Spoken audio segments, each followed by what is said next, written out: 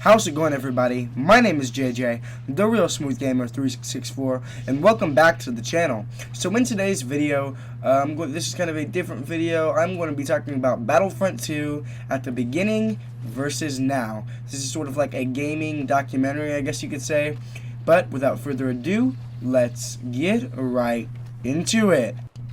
Star Wars Battlefront 2's launch could very well have been the worst launch of a game in history. We all remember the absolute disaster it was, but in case you don't, I'll go over it. The months leading up to Battlefront 2's beta was met with insane amounts of hype. I remember when the trailer first dropped, I was the most excited for a game I'd ever been in my life, and so was the rest of the Star Wars gaming community.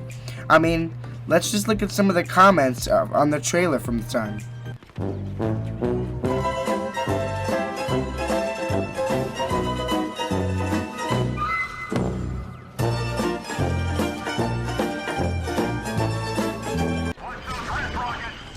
You can clearly see how hyped people were for this game.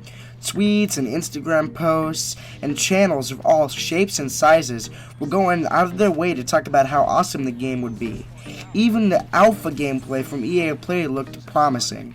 The hype train was at full speed ahead, and it didn't look like anything could stop it now, until the Star Wars Battlefront 2 beta was released. Now, other gaming companies such as Activision or Treyarch had their fair share of unfair loot boxes in the past, but this was on a completely different level.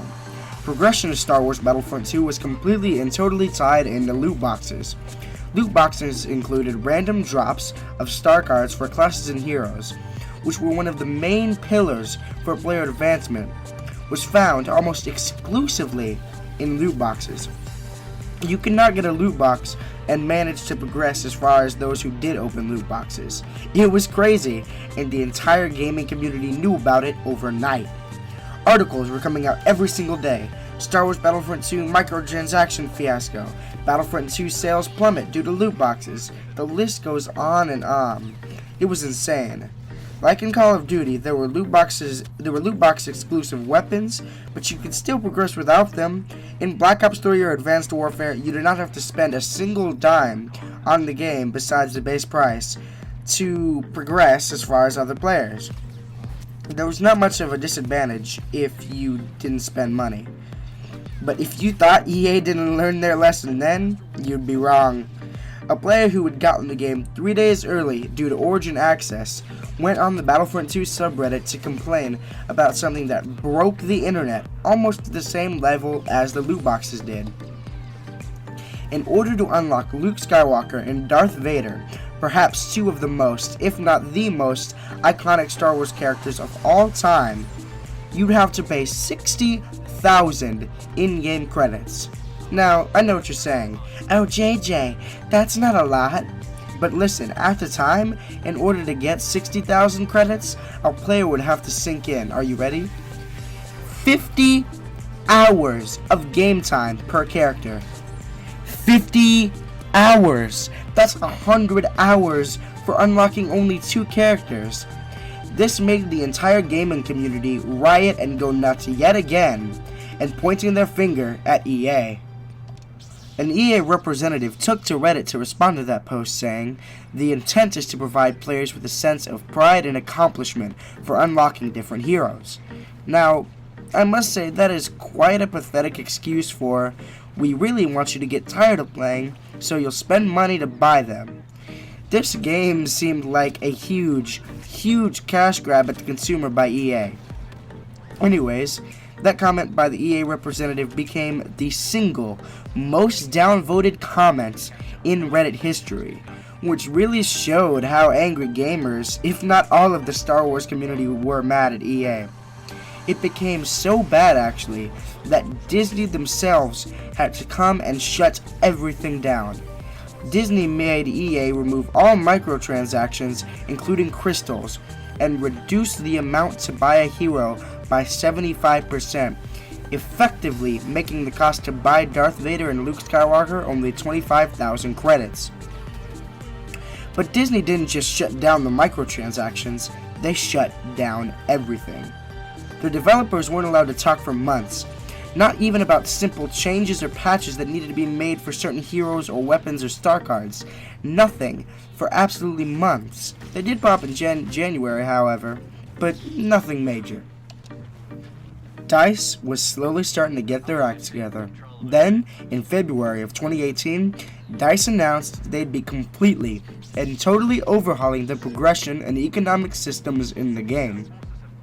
They also announced that loot boxes would now only contain credits and cosmetic items such as victory poses, while crystals, the currency you can buy with real money, can only be spent on cosmetic items like skins. Then in March, the update that changed the progression system dropped. The progression system was now completely linear. Players could earn skill points to rank up their classes and heroes. Everything seemed to be getting back on track and players seemed pretty happy. Except one thing was missing. Clone Wars content. Where is the Clone Wars content? Unfortunately, there seemed to be no announcement in sight for Clone Wars content. Then in May, DICE announced what everyone was thinking could come. The solo season. Nobody really wanted the solo season, but it did come with some nice additions. It added skins into the game, which included 2 new Lando skins, 2 new Han skins, 1 new Chewie skin, Leia's Bausch outfit, and the addition of the Kessel and Jabba's Palace maps, 2 of my favorite maps for small modes in the game. Now, one thing nobody really wanted was the addition of a 3rd Falcon, but for the most part, the solo season was average and lackluster, just like the movie.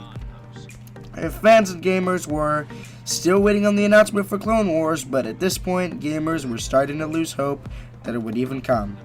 Then, in June of 2018, at EA Play, DICE made what could possibly have been the biggest comeback in gaming history. During EA Play, lead designer on the game, we know him as Lord Dennis, went on stage and revealed so many awesome things. I mean, just look for yourself. To confirm that Battlefront 2 this year will be going deep into the Clone Wars.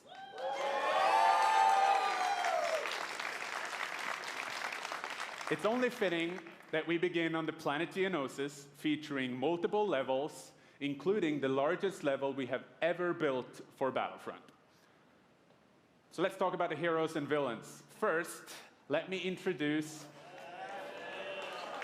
the most powerful droid, the leader of the most powerful droid army in the galaxy, General Grievous. And yes, he will be going up against my own personal favorite, Jedi Master Obi-Wan Kenobi. Finally making his debut in Battlefront after all these years. But we're not done. That's not it. They will not come alone. Joining them is the Dark Lord and leader of the Separatist Alliance, Count Dooku, as well as someone to bring balance to the Force, Obi-Wan's unruly Padawan, Anakin Skywalker. Not only did Lord Dennis reveal those 4 amazing characters that we now have the luxury of playing, but they also revealed a new amazing squad system for you and your friends to play, as well as many new clone legions and a new map, Geonosis. This took the community by storm, and the hope that had almost died was brought back, and the hype train was once again in full throttle. All this new content lined up and spread across 6 months was incredible, and I don't think anybody could stop it. Now, fast forward several months and almost 15 new clone legions have been added, the squad system is better than ever, a great new mode in the form of Capital Supremacy has been added, and the game is going to have support throughout the rest of 2019, which is more than anyone could have hoped for. The player base is as high as it's ever been, and a new map, Felucia, will be added this fall, as well as, and I quote, new ways to play in a PvE mode. And at this point, it doesn't look like DICE will give up on this game anytime soon, and hopefully, neither will you. Well, that's going to wrap up the video for today. Thank you guys so much for watching. If you did like this video, this type of gaming documentary video, and you want to see more, please smash the like button and leave a comment if you do want to see more. And my name is JJ, the Real Smooth Gamer 3664, and wherever you guys are in the galaxy, may the Force be with you always. Peace!